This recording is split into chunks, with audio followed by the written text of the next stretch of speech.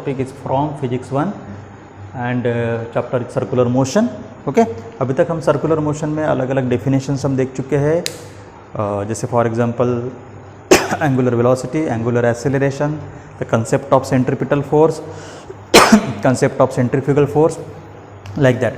अभी हमें एक इम्पॉर्टेंट दो डेरिवेशंस देखने हैं। एक डेरिवेशंस तो हम ऑलरेडी कर चुके हैं और दो इम्पॉर्टेंट डेरिवेशंस अभी हमें देखने हैं। ठीक है, तो उसमें का सबसे पहला जो डेरिवेशंस था, अभी हमारा सीक्वेंस में अगर चले तो ये क्वेश्चन नंबर आपका 28 होगा और सेम क्वेश्चन नंबर के साथ प्लीज़ आप लिखा करो। क्वेश्चन नंबर 28 हमारा हो चुका था, अभी ये होगा आपका question number 29। Question number 29, question number 29, question number 29 में अभी हम डिस्कस करने वाले हैं व्हीकल। ये डेरिवेशन है आपका vehicle on A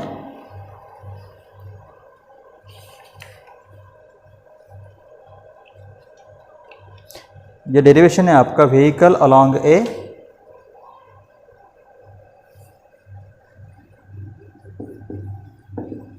derive and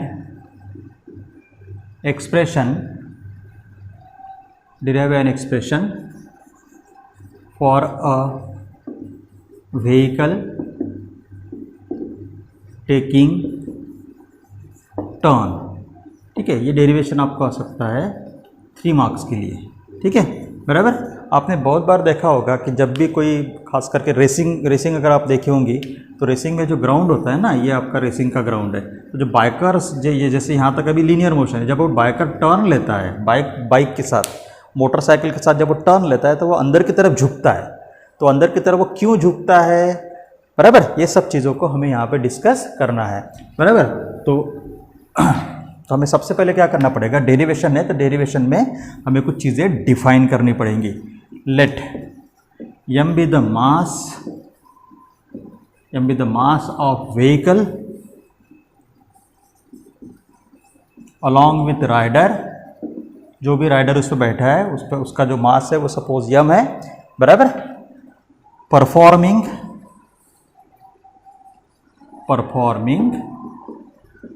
circular motion, अगर performing circular motion with A velocity v। ठीक है, बराबर। हाँ, तो अभी देखो ये आपका सर्कुलर ट्रैक है। सर्कुलर ट्रैक पे कोई राइडर है जो टर्न ले रहा है। तो आपको ऐसा दिखेगा कि वो जो गाड़ी जो है, ये गाड़ी है सपोज, तो ये गाड़ी जब टर्न लेता है तो अंदर की तरफ ऐसे झुकाता है। वो ये गाड़ी अंदर की तरफ झुकाने के पीछे रीज़न क्या है? रीज़न ये है कि अगर वो गाड़ी उसने अंदर की तरफ नहीं झुकाया तो नेसेसरीली सेंट्रीपिटल फोर्स वो क्रिएट नहीं कर पाएगा, क्योंकि उसे टर्न लेना है तो उसे क्या करना पड़ेगा, ये हाथ से तो सेंट्रीपिटल फोर्स अप्लाई करता है लेकिन उसे स्पीड कम नहीं करना है। अगर उसे स्पीड कम नहीं करना है, बराबर, तो फिर उसे क्या करना पड़ेगा कि सिर्फ हाथ से टर्न लेके नहीं होगा, वो झुकना पड़ेगा, अपने बॉडी का वेट और उस व्हीकल का वेट भी अंदर की तरफ लाना पड़ेगा, सो दैट कि नेसेसरीली सेंट्रीपिटल फोर्स क्रिएट हो जो व्हीकल को अंदर की ओर खींचे। अगर वो ऐसा नहीं करता है तो ये व्हीकल यहाँ से स्लिप होके बाहर फेंका जाएगा और एक्सीडेंट हो जाएगा। ठीक है, ये रीज़न है कि कोई भी बाइकर, कोई भी राइडर जो भी है, जब गाड़ी टर्निंग पर जाता है तो थोड़ा सा अंदर की तरफ झुक जाता है।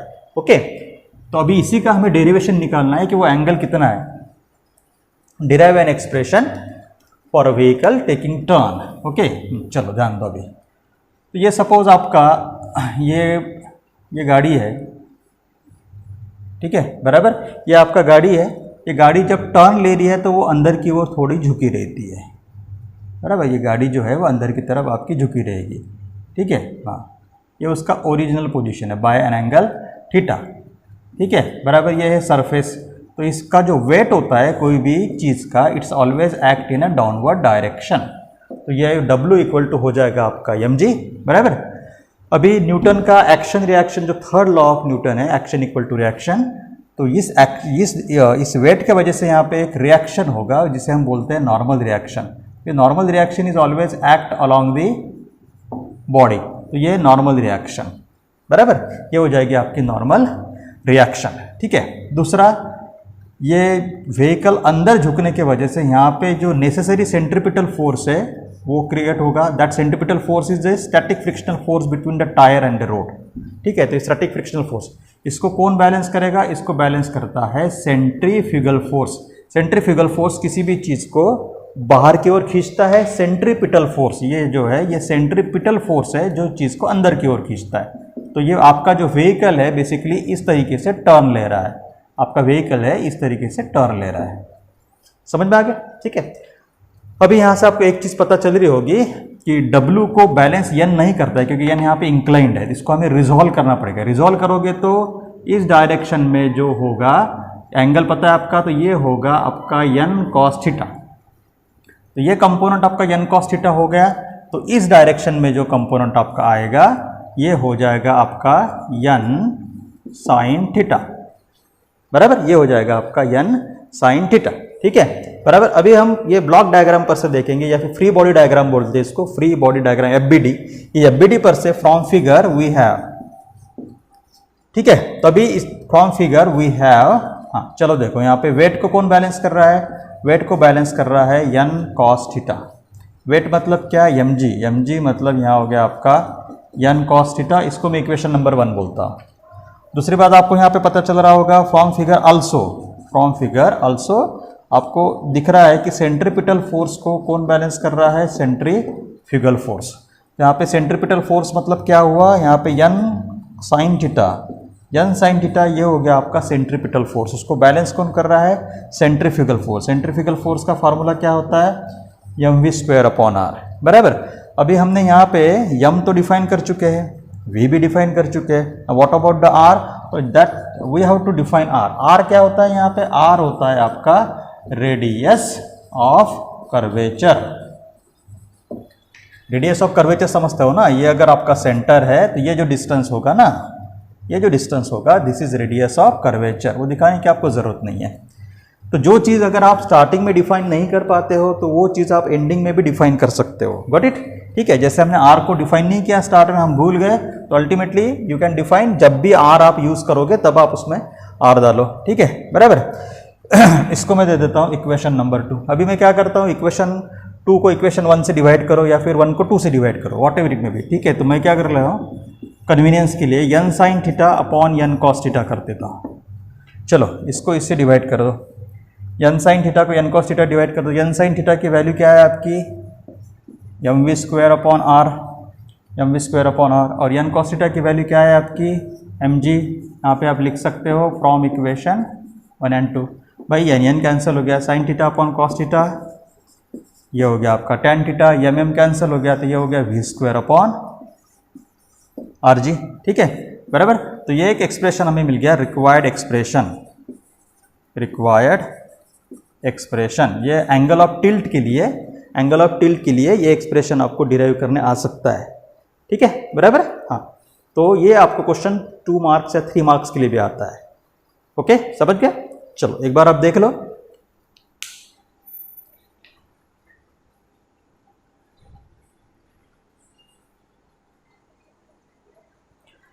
ठीक है बच्चों, एक नेक्स्ट डेरिवेशन अभी हमें करना है, वो है, आपने एक मौत का कुआं देखा होगा, खास करके सर्कस में बोला जाता है। मौत का कुआं में क्या होता है? ऐसा स्पीयर होता है। 2 टाइप के मौत का कुआं होता है। एक स्पीयर होता है पूरा नीचे ऊपर से पूरा बंद, तो जो रेसिंग वाली बाइक होती है ना, वो लेके वो ऐसे लो गोल गोल गोल गोल गोल गोल घूमते, लेकिन वो नीचे नहीं गिरता।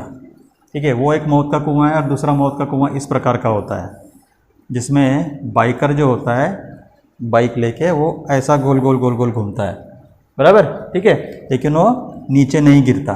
तो अभी इस टाइप के मौत के कुआं का हमको डेरिवेशन लेना है, जो आपको 2 या 3 मार्क्स के लिए आता है। छोटा डेरिवेशन है।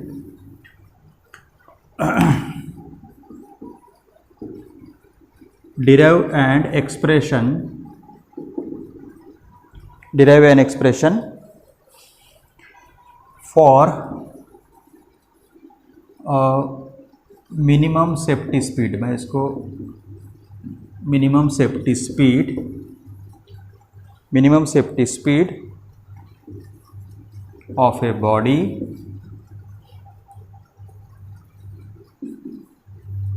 To move or to travel travel in a well of death. ठीक है, दिस क्वेश्चन में बी आस्क फॉर 2 और 3 मार्क्स। समझ में आ गया? तो ये डेरिवेशन का पार्ट है। तो डेरिवेशन में क्या करना पड़ता है, 3 पार्ट में डिवाइड करो। सबसे पहले आप क्वेश्चन का पैटर्न समझ रहे होंगे ना, तो लगे तो फिगर यहाँ पे मैं आपको पहले बना देता हूँ। ये आपका मौत का कुआं है जो ऊपर से खुला है, सिलेंड्रिकल मौत का कुआं है ये ऊपर से खुला है, बराबर। और इस तरीके से, मतलब अगर आपको मैं एग्जांपल दूँ तो जैसे इस तरीके से होता है मौत का कुआं, ऐसे ऐसे, बराबर। और व्हीकल ऐसे ऐसे गोल गोल गोल गोल घूमता है। ठीक है, मतलब ये बाइक है तो बाइक ऐसे रहेगी, ये बाइक यहाँ पे ऐसे है और ये गोल गोल गोल गोल गोल राउंड में ऐसे हम घूम रहे हैं। ठीक है, बराबर। अभी ये जो बाइक है, ये बाइक का वेट नीचे के डायरेक्शन में एक्ट होगा, W = mg। Weight is always acting in downward direction, ध्यान में रखो फिजिक्स में। ठीक है, अभी इस वेट को जनरली बच्चे क्या करते हैं, गलती करते हैं कि इस वेट को बैलेंस नॉर्मल रिएक्शन लिख देते हैं। नॉर्मल रिएक्शन मतलब क्या, normal reaction is always perpendicular to the surface. अभी ये आपका मौत के कुआं का सर्फेस है, सिलेंड्रिकल अंदर से, ये आपकी बाइक है। ठीक है, तो normal reaction along the bike रहेगा ऐसा, ये आपकी नॉर्मल रिएक्शन हो जाएगी, ये हो जाएगी आपकी नॉर्मल रिएक्शन, बराबर। ठीक है, और आपका व्हीकल नीचे क्यों नहीं गिरेगा, व्हीकल नीचे इसलिए नहीं गिरेगा कि इसको बैलेंस करेगा आपका टायर और ये मौत का कुआं का ये जो सरफेस है इसमें का फ्रिक्शन, तो ये हम इसको बोलेंगे स्टैटिक फ्रिक्शनल फोर्स। तो सभी चीज़ें हमको यहाँ पे लिखना पड़ेगा। हमने पहले एक्सप्रेशन में बताया था कि नॉमेनक्लेचर लिखना ज़रूरी है, तो हमें यहाँ पे लिखना पड़ेगा कि consider a vehicle of mass m in a performing circular motion. Simple word में लिखने का, परफॉर्मिंग सर्कुलर मोशन, बराबर, in a well of death as shown in figure. ये बड़ा ही अच्छा वर्ड है, एज शोन इन फिगर। अगर आपने लिख दिया ना, इसका मतलब है कि सभी चीज़ें उसमें आ गई। ठीक है, बड़ा ही अच्छा वर्ड है, एज शोन इन फिगर। अभी यहाँ पे जो जो चीज़ें, नॉमेनक्लेचर लिखना पड़ेगा आपको। नॉमेनक्लेचर देने का, विदाउट नॉमेनक्लेचर डायग्राम पे मार्क्स नहीं मिलता। यानी क्या है आपका, नॉर्मल रिएक्शन टू सरफेस। ठीक है, बराबर। एफएस क्या है आपका, यह है आपका स्टैटिक फ्रिक्शनल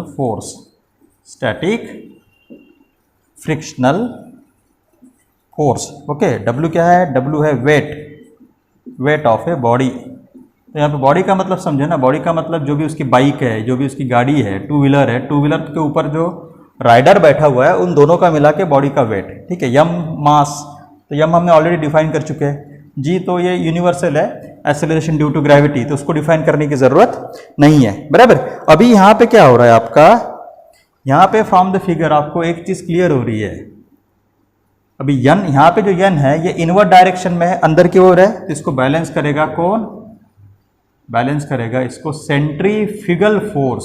तो वो डिफाइन करना पड़ेगा हमें कि सेंट्रीफ्यूगल फोर्स, एफसीपी मतलब हो गया आपका यहाँ पे centrifugal force.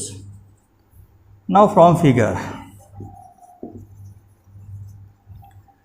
Figure you can say n is equal to centrifugal force. Centrifugal force का फॉर्मूला पता है हमें, mv²/r, इक्वेशन नंबर 1। ओके, ठीक है। दूसरा आपको जो यहाँ पे दिख रहा है स्टैटिक फ्रिक्शन। स्टैटिक फ्रिक्शन को कौन बैलेंस कर रहा है, वेट, और वेट का मतलब क्या है, mg। ओके, स्टैटिक फ्रिक्शन का आपका फॉर्मूला आपको पता होगा, mu into n is equal to mg। हमें क्वेश्चन में क्या बोला है, मिनिमम सेफ्टी स्पीड बोला है, तो इसलिए हम यहाँ पे जो एफएस का फार्मूला लेंगे, हम यहाँ पे यूज़ करने वाले हैं static friction formula, it is less than और equal to mu N. Minimum safety speed बोला है करके, ठीक है, बराबर। चलो एफएस की वैल्यू क्या है आपकी यहाँ पे, mg लेस देन और इक्वल टू म्यू इंटू, बस नेक्स्ट स्टेप में इसका आंसर है mv²/r। ओके, m कैंसल, तो आपका आएगा, क्रॉस मल्टीप्लाई करो, gr/म्यू लेस देन और इक्वल टू, स्क्वायर है, इधर आके क्या होगा आपका अंडर रूट। ठीक है, तो ये आपकी मिनिमम सेफ्टी स्पीड होगी। तो ये minimum safety speed should be greater than और equal to under root GR upon mu. मतलब मौत का कुआं में आपको आपका आर्ट परफॉर्म करना है तो कम से कम स्पीड कितनी होनी चाहिए, under root GR upon mu. Mu मतलब वो टायर और वो जो सरफेस है मौत के कुआं का उसका फ्रिक्शन, ठीक है, बराबर। आर क्या है, आर ये है रेडियस, ये है आर रेडियस। तो ये फार्मूला से हम यूज करके वो जो बाइक वाला होता है ना उसको हम बोल सकते हैं कि बच्चा है अगर देखो नीचे नहीं गिरना है तो इतनी स्पीड मेंटेन करना, उससे कम स्पीड मेंटेन अगर हो गई तो तेरा राम नाम सत्य है, ठीक है, बराबर। तो ये एक एक्सप्रेशन है जो 2 या 3 मार्क्स के लिए आता है। इसके बाद हम सबसे आखिरी वाला एक्सप्रेशन देखेंगे, एक बार आप इसको देख लो। हेलो बच्चों, अभी इस लेक्चर का हम लास्ट क्वेश्चन देखेंगे कि नीड ऑफ बैंकिंग और एंगल ऑफ बैंकिंग, ये 2 कंसेप्ट अभी हम यहाँ पे स्टडी करेंगे, एंगल ऑफ बैंकिंग और नीड ऑफ बैंकिंग। हमने अभी तक, जैसे मैंने अभी आपको बोला कि अगर ये सीधा रोड है, सीधा रोड अगर है और व्हीकल सीधा जा रहा है उसी रोड से, तो ये लीनियर मोशन होगी, तो इसमें सेंट्रीपिटल फोर्स और सेंट्रीफ्यूगल फोर्स के कंसेप्ट नहीं आता है, ठीक है, बराबर। लेकिन जब यही मोशन जब सर्कुलर में कन्वर्ट हो जाती है, जैसे फॉर एग्जांपल ये यहाँ तक कोई व्हीकल आपका आ रहा है, या यहाँ तक रोड आपका टर्न नहीं है, यहाँ तक सीधा सीधा रोड है, तो ये आपका लीनियर मोशन हो गया। This is what we call linear motion, this is what we call linear motion. लेकिन यहाँ से जब ये टर्न होता है, यहाँ से जब ये आपका टर्न हो रहा है, बराबर, तो इसके बाद ये सर्कुलर मोशन है। सर्कुलर मोशन में आपको टर्निंग करना पड़ रहा है, टर्निंग के लिए आपको नेसेसरी टर्निंग वाला फोर्स अप्लाई करना पड़ता है, जिसे हम क्या बोलते हैं, सेंट्रीपिटल फोर्स। और इस सेंट्रीपिटल फोर्स को बैलेंस करने के लिए एक रिएक्शन होता है, जिस रिएक्शन को हम क्या बोलते हैं, सेंट्रीफ्यूगल फोर्स। तो ये smooth motion without any accident और without slipping of the vehicle complete करने के लिए ये सेंट्रीपिटल फोर्स और सेंट्रीफ्यूगल फोर्स का इक्वल होना जरूरी है। अभी सेंट्रीफ्यूगल फोर्स का बेसिक फार्मूला क्या होता है हमारा, mv² अपॉन r, बराबर। और सेंट्रीपिटल फोर्स बेसिकली, ये जो सेंट्रीपिटल फोर्स होता है इन मैक्सिमम केसेस में ये स्टैटिक फ्रिक्शनल फोर्स होता है। मतलब जो व्हीकल है आपका, उस व्हीकल का जो टायर है, टायर और रोड के बीच का जो फ्रिक्शन है उसकी वजह से वो टर्निंग स्मूथ होती है, और जो आप हाथ से फोर्स अप्लाई करो वो डायरेक्शन दे रहे हो आप, तो ये स्टैटिक फ्रिक्शनल फोर्स हो गया। तो इन दोनों का इक्वल होना जरूरी है।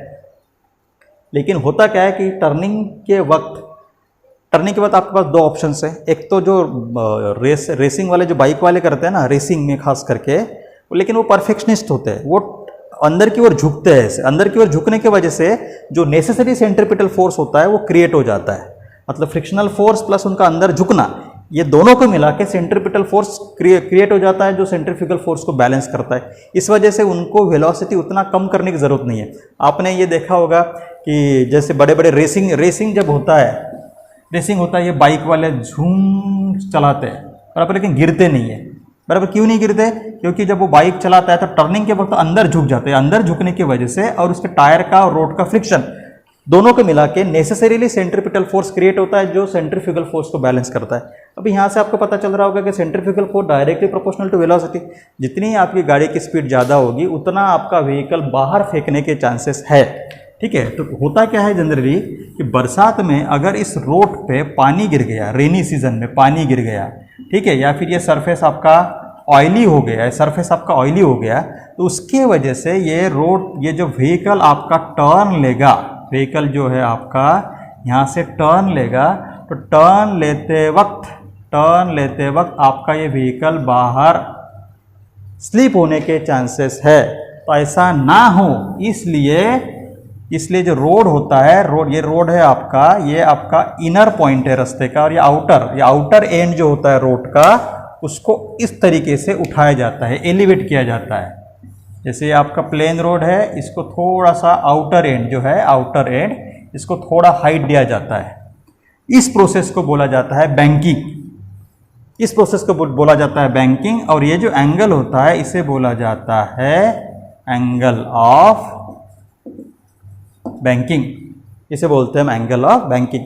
तो नीड ऑफ बैंकिंग क्या हुआ? नीड ऑफ बैंकिंग मैंने अभी आपको समझा के बताया कि अगर रास्ते को बैंकिंग नहीं किया तो ड्यू टू सेंट्रीफ्यूगल फोर्स आपका व्हीकल स्लिप हो जाएगा रास्ते से। मतलब आप जैसे टर्न लोगे, टर्निंग आपका कंप्लीट नहीं होगा, आप फेंके जाओगे बाहर और एक्सीडेंट हो जाएगा। तो ये इस क्वेश्चन का आंसर है।